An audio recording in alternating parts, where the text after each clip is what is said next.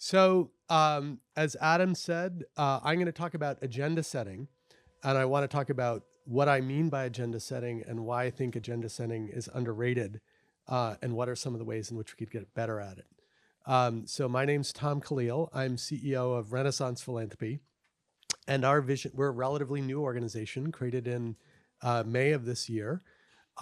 And our view is that in the same way that wealthy Italian families supported the Italian Renaissance by backing Michelangelo and Da Vinci, that today's philanthropists could be supporting a 21st century Renaissance that is fueled at least in part by advances in science, technology, and innovation.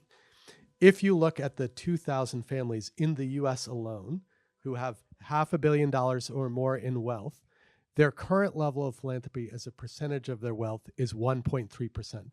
So if you assume that they're doing as well as the S&P 500 index, they could be dramatically increasing their philanthropy with no net reduction in their wealth, let alone the goal that some of them have set of giving away half of their wealth during their lifetime.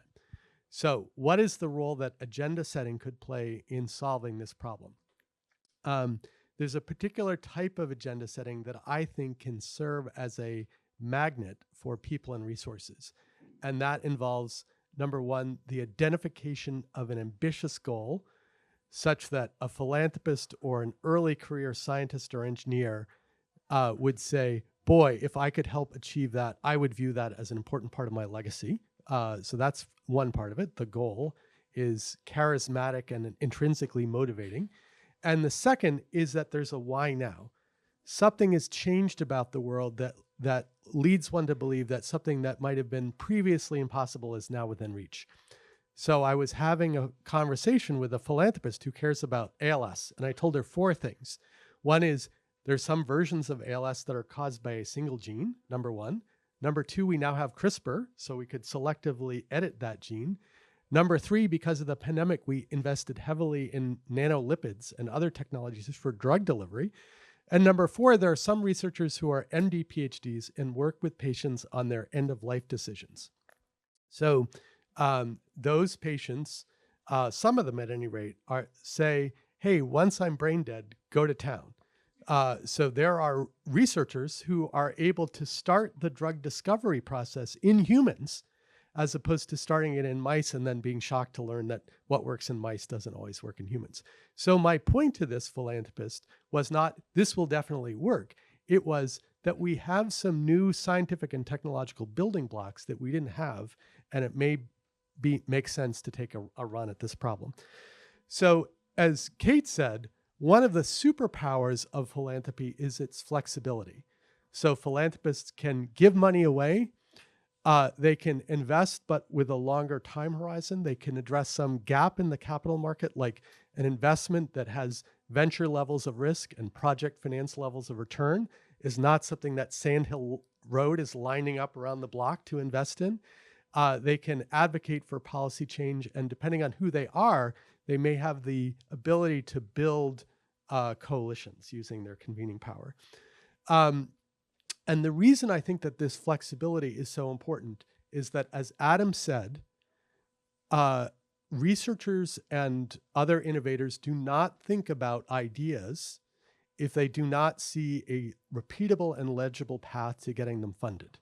So prior to the existence of FROs, there were very few researchers who were asking themselves the question, what would I do if I were the CEO of a $50 million research nonprofit? Because even if they had such an idea, it's not clear what they would do with it. So it's like if I told Allison, I'm going to spend the next 3 months figuring out exactly what I would do if I won the lotto, Allison would probably wonder whether that was a good use of my time or not. And so there's an opportunity for philanthropists and for researchers to co-design the right mechanisms that we need and to address what Michael Nielsen calls these areas of intellectual dark matter where we're not even pursuing these ideas because researchers don't have the incentive to explore them. So how am I doing on time, Allison? You are at 4 minutes. Okay, so some quick observations about agenda setting. It's hard to do well, but it's very inexpensive relative to the potential impact. It's not something where you should go off and do agenda setting for a year in the absence of talking to anyone whose views you want to try to inform. Economists can play a useful role.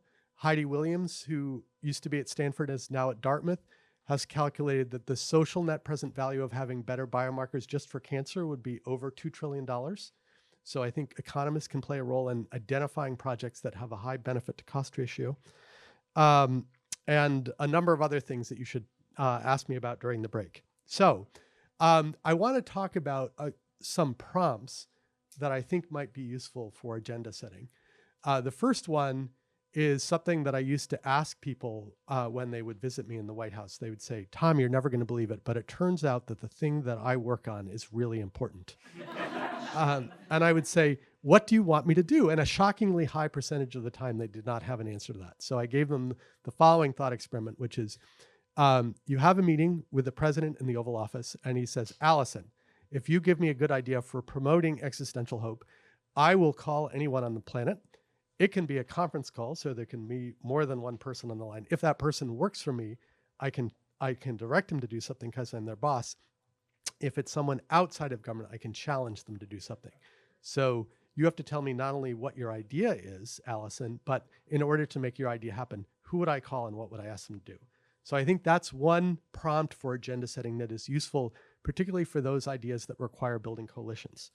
Other ideas that are more specific: is there a platform technology that could have the same impact that lowering the cost of sequencing the human genome from $100 million to now rapidly approaching $100 would have in a field? Is there a data set that would have the impact that the protein data bank has had on protein structure prediction and protein design?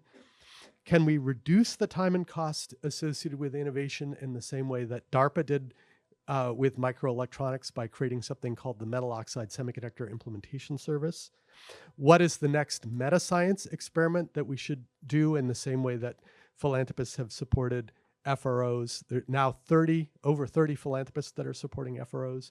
Philanthropists supported FAST grants at the height of the pandemic. What are the next N experiments like that we should do? What is in the anti-portfolio of venture capitalists? This is something Kate talked about. Already, antimicrobial resistance is killing more people in Africa than HIV and malaria combined. If you talk to VCs, they will not invest in antibiotics. The right response to that is, well, I guess we can't have any antibiotics. It's to figure out a different financing mechanism.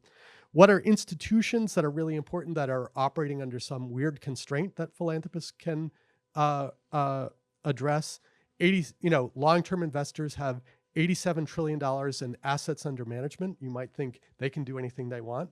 Some of them are governed by, for example, the California state legislature. So they do operate under weird constraints that prevent them from doing important things. What is the next NASA SpaceX collaboration or Operation Warp Speed that we should be doing? And what are some problems like bootstrapping a solar system civilization that will require identifying both researchers and philanthropists who are interested in taking a longer term horizon? Thank you very much. Thanks.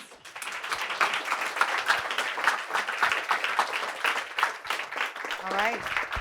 Very ambitious. You just asked a question. Okay, do we have anyone else who hasn't asked a question yet? Guys, thank you so much. Tom, that was really exciting, and thanks so much for what you've done for innovation in this country. On agenda setting, you talk about researchers and philanthropists coming together, and I think there'll be so many great conversations that would catalyze. I wonder if there are categories of agenda that we might have different strategies for, so a sort of playbook of how you would organize this. So in some instances, would you first build some kind of self-reinforcing coalition, and then that coalition would talk to philanthropy? Are there categories of agenda, like different strategies that we should map out to make this more efficient? Yeah, so one of the things I'm interested in, Christopher Alexander talked about pattern languages. So in the built environment, he identified, I believe it's 253 problem solution pairs. And so if you go to our website, which is renaissancephilanthropy.org, we have started to publish playbooks that talk about different approaches to solving problems.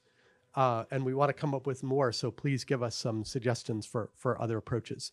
And so the reason I think that these are important is that solving a problem requires this coherent relationship between ends and means.